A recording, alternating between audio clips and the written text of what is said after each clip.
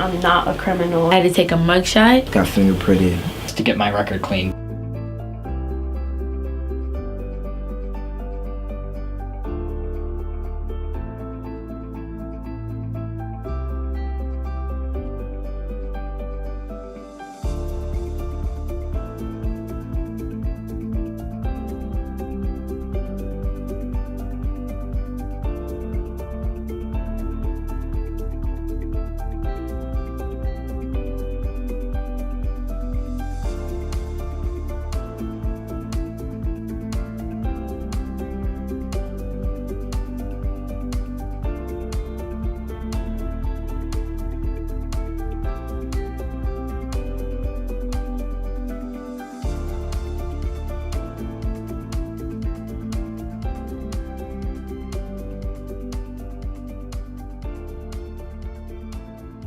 We were on the topic of like gun shooting and things like that because we had a lockdown like earlier, and so I said like if anybody truly wanted to like even do anything bad to the school, they could just come to the boiler room, and then we'd all be like screwed.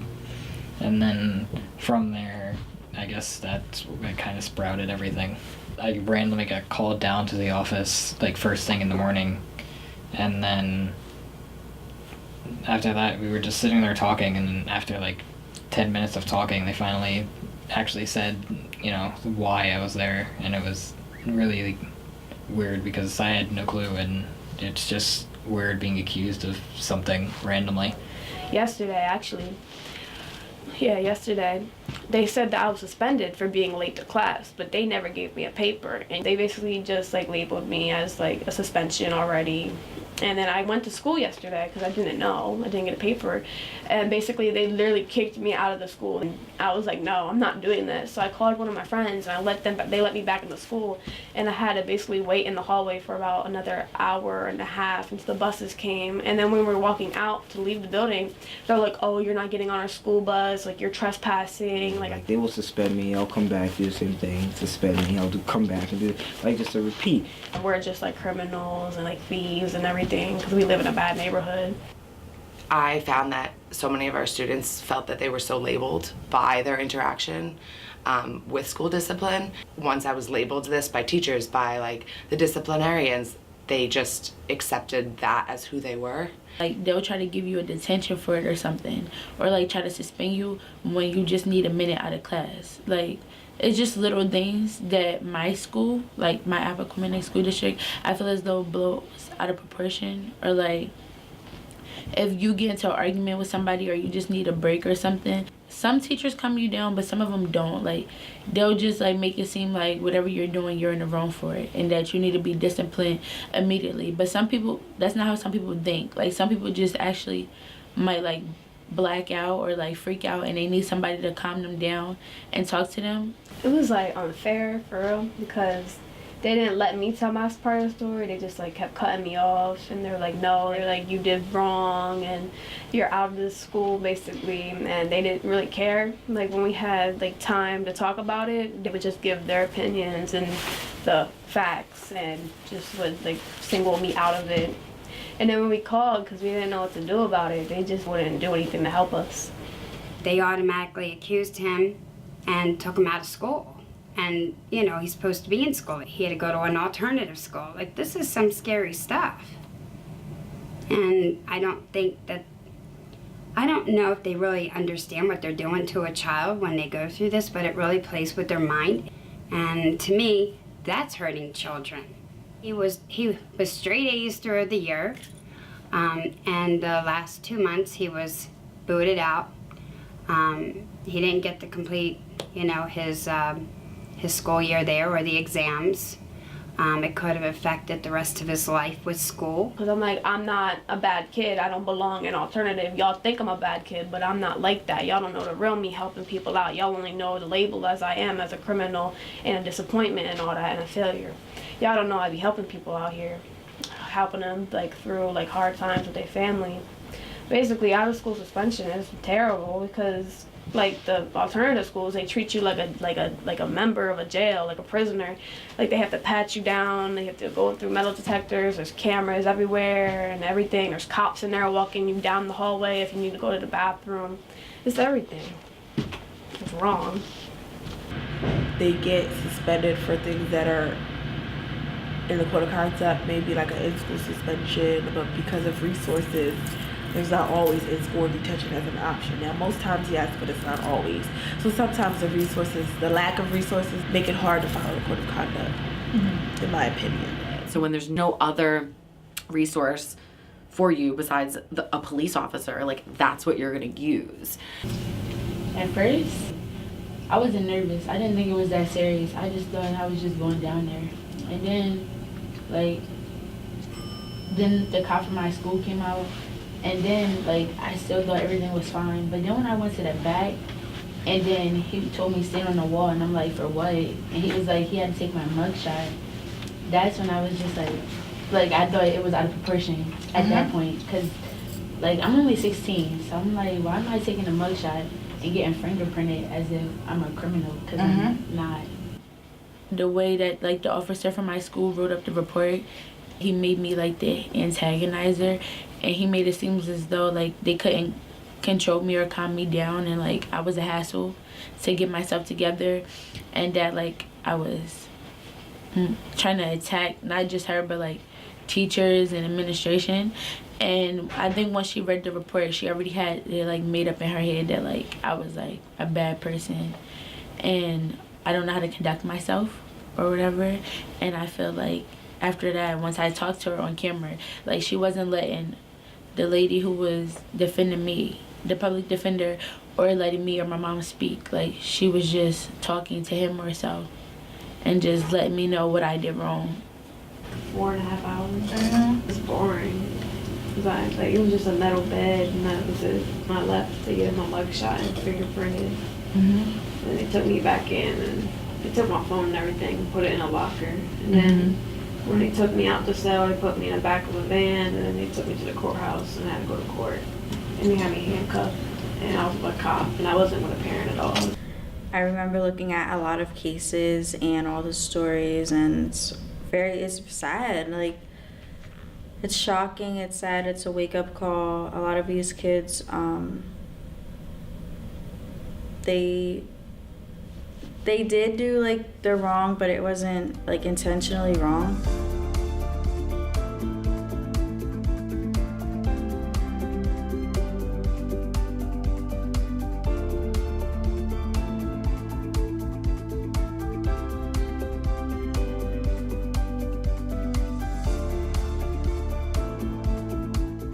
It's behavior ultimately that most kids grow out of. Putting a criminal stamp on typical or normal behavior leads to other consequences in the criminal justice system, such as having a legal record and having to make that appearance in court and handle the charges from a criminal perspective, when it ultimately is behavior that most kids do grow out of. A lot of the kids that I worked with directly through residential treatment facilities, they came to me either through the courts or from their home environments. And a lot of times they came with traumas, and a lot of them felt misunderstood. They felt like they didn't have a safe space to communicate their concerns and their perspectives. A lot of times just not being able to communicate creates a level of frustration in itself that can be very easily misinterpreted and taken the wrong way, which can bring about some hostile feelings. I think that, first of all, a lot of the kids that come here are already experiencing trauma in many parts of their life, unfortunately, and sometimes that's why we see them here, because they're acting out based on that trauma in school or in other facilities. I suppose it could be very traumatic for a child to come through the criminal process.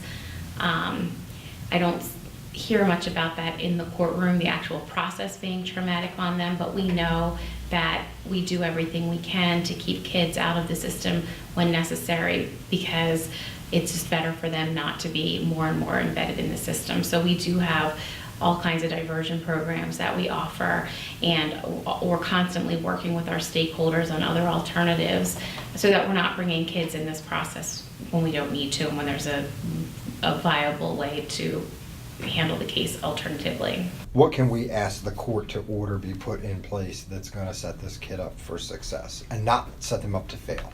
I think we have to take a lot of other things into consideration as well.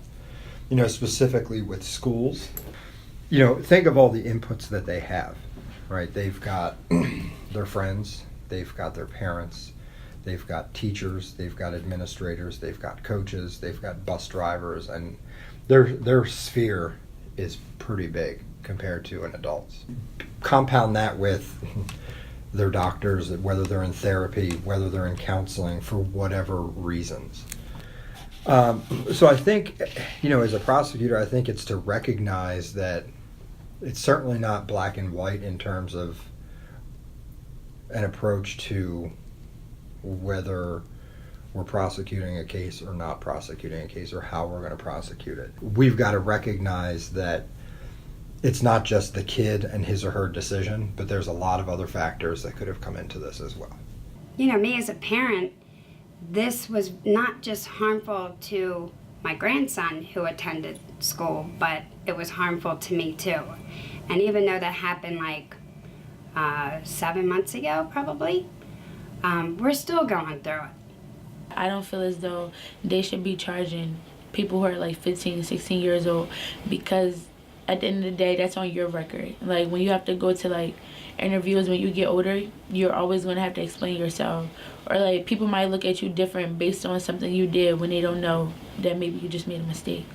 It's not just your criminal record, you have to worry about your school record, because I know, like, my record got expunged, but then there's a school record, and you know, like, kids want to go to college, go to other schools, and schools look at that.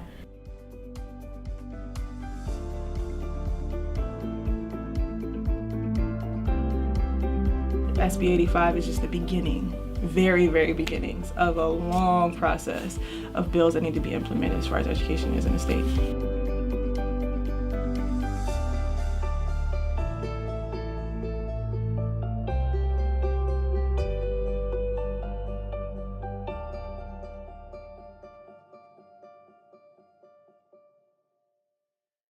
Pushing kids out, expelling them, suspending them, arresting them is not helping anyone, and not necessarily being done on purpose, but we're pushing certain students out. The people that were being arrested were predominantly students of color, predominantly girls, and the schools that it was happening at were our low-income schools, and then other schools, the only children that were being arrested were children of color. And it was like, okay, how?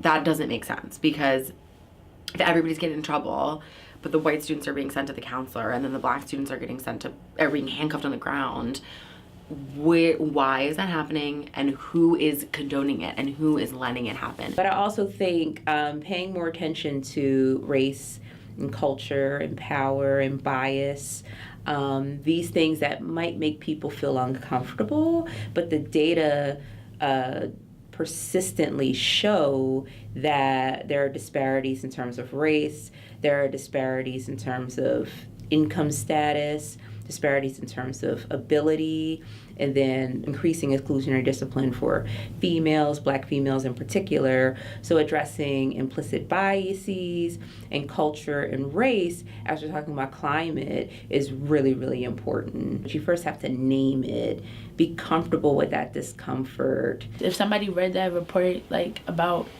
what happened with me in the fight, I wouldn't want anybody to think like I'm crazy or like this type of person who doesn't know how to control themselves. I just feel like I can be better at controlling myself when it comes to things like that, or like just blacking out. But the type of person that my school seen that day, that's not the type of person I am. I just feel like I know how to conduct myself. I know how to be a young lady. I am 16. I know how to carry myself with respect. And like the person that like they made me out to be, that's not the type of person I am. I think you have to like assess where the problem originated from, and I don't think a lot of our disciplinary like programs have done that. So we're just punishing rather than like we're not assessing where did this start? Why did this kid act out this way? Why are these two kids fighting? It was super challenging, you know, as a police officer, as a cop being in a school. But I mean, I will say William Penn's admin was amazing to work with. They completely got it. And what I mean by got it, like, they understood that I wasn't the cure-all for all the problems. You know what I mean? Like, I would get brought into a situation where either I had a rapport with the kid or, you know, things were just really out of control where, you know what I mean, it was a law matter. For the most part, I was the last resort.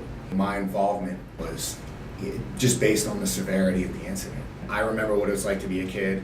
My main purpose for being here, it's not because you guys are bad. I'm here to make sure that you guys can come in here, hang out with your friends, you know, get your learning done, play sports, get involved, and you know, if someone comes in here and tries to hurt you, you know, I want to be here to protect you. They need a person who thinks of it as if they're in another person's shoes, not based off their opinion. Like somebody who is mindful of other people.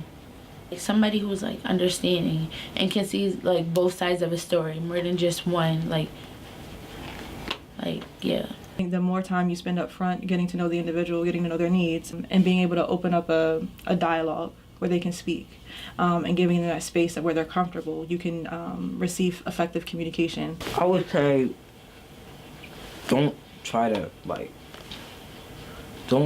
figure out like why they were acting bad. Just listen to them, because they could have done that with me, but they didn't. They would always try to find out why. And I would just say, listen, just listen, because I will tell you why. I always told them why, but they just always do something before actually listening. So my major thing is just listen. If you listen, you'll eventually get it. So just listen. And have a lot of the cases or anything just kind of looked into a bit further. That way there's not like random little things said that's just blown right out of proportion. Try not to force a discipline action until you are either sure or have looked into it enough to think that you're making the right choice. So my understanding is it's an approach and it's a set of practices that focuses more on relationship building and kind of restoring a community rather than a punishment that's used in traditional discipline practices. Also holding all community members, both the offender and the ones who've been affected, accountable to what has happened. This is something that the whole building just started on this year. When we have RP, when we have RP sessions, a lot of times when you're talking about discipline, the focus is on the behavior. What did the child do? What didn't the child do? Blah, blah, blah, blah, blah. When you're talking about RP, you separate the who from the do. So we all know what the child did, but the action doesn't necessarily define the character of that child. What restorative practice means to me is that it means that the voice that you do have will be heard. It gives me, the educator, an opportunity to learn. It gives the student an opportunity to learn, and it gives us all an opportunity to come together where now we have, since we've had that conversation, it has boosted the morale of the school, in my opinion. It's a process. It's not something that you have RP, you go to a training session, and overnight your school is Disneyland. It's Amen. more or less that it's gradual, and you start to see the results in time. So every time a kid has a meeting, they learn those conflict resolution skills, and maybe they don't even practice it the second time around. But eventually the kids are starting to handle more things on their own the right way, or going to seek the right people to make sure that they don't end up in a fight or something big or disrupting a classroom. So gradually things are getting better and better at the school, and I think RP gives a focus gives a voice to those couple of kids who usually don't have one or have never had one before. They're used to get out, go away, don't be here, or whatever it is, and then they get suspended and go home to who knows what, and then they're just supposed to come back and be normal. It's not going to happen that way. So this allows them to learn the skills, to understand that they matter, and what they do here matters, so that they can have a better future and a better present as well. By allowing children to have ownership in the management of the classroom, for lack of a better term, it actually empowers them to take responsibility. It empowers them to have ownership in the room. It empowers them to say that I am a member of this community. I am a member of this room.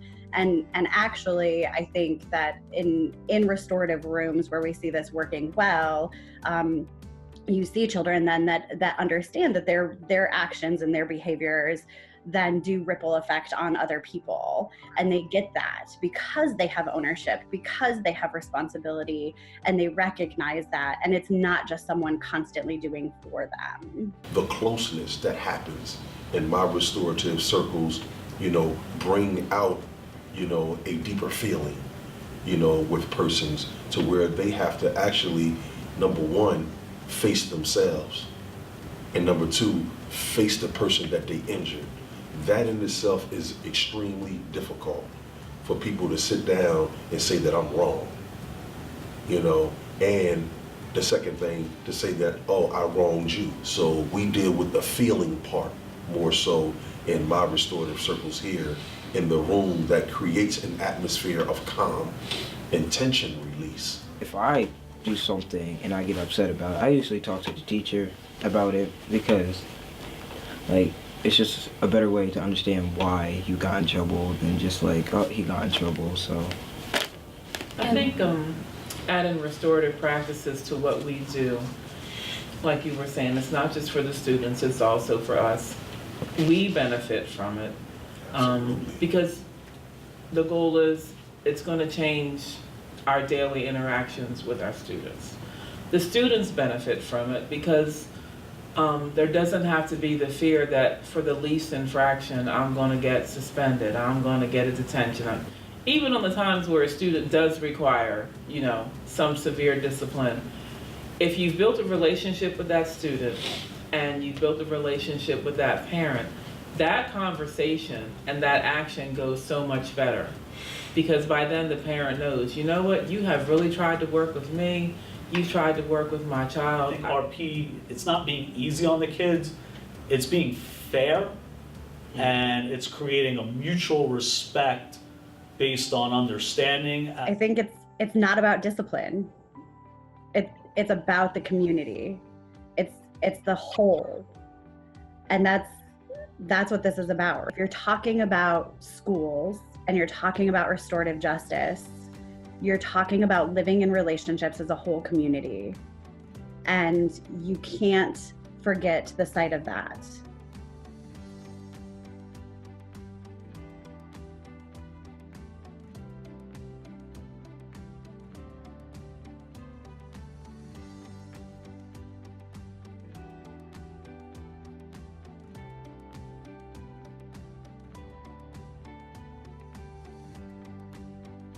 It's about community justice and community reform. The community can tell you what they need. They know what they need.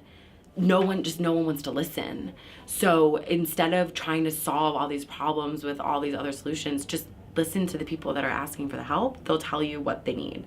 So invite them to the table. They'll show up and they have ideas, and create the conditions for people to have a say in the laws that dictate their lives. Because on a very small scale, that's what SODP showed me, that these kids and these parents, they knew what they needed. They wanted this help. They wanted this behavioral assistance. They wanted all of these resources.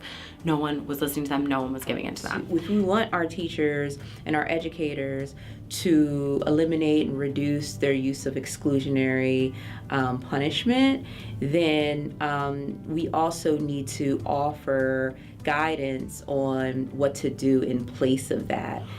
We're not here to say that SODP is the answer. No, SODP is part of the issue.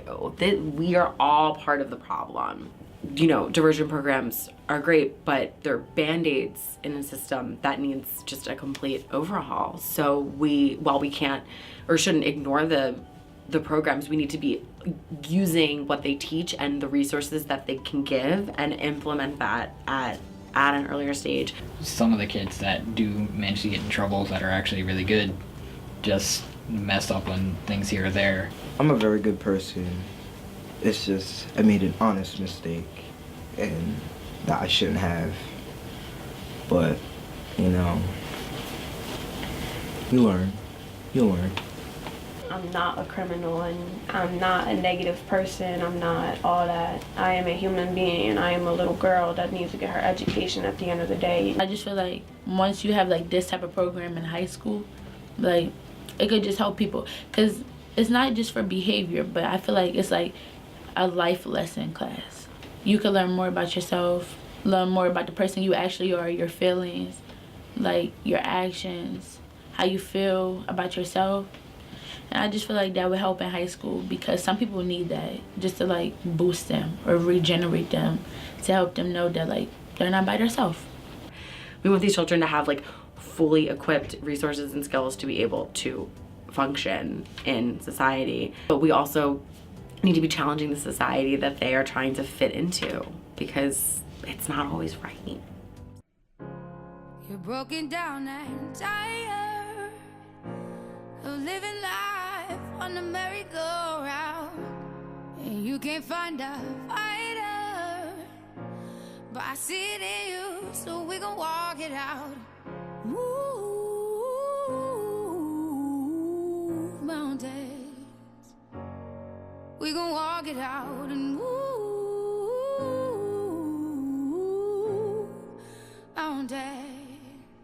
And I'll rise up, I'll rise like the day. I'll rise up, I'll rise unafraid. I'll rise up, and I do it 1,000 times again. And I'll rise up, I like the waves. I'll rise up, in spite of the ache. I'll rise up, and I do it 1,000 times again.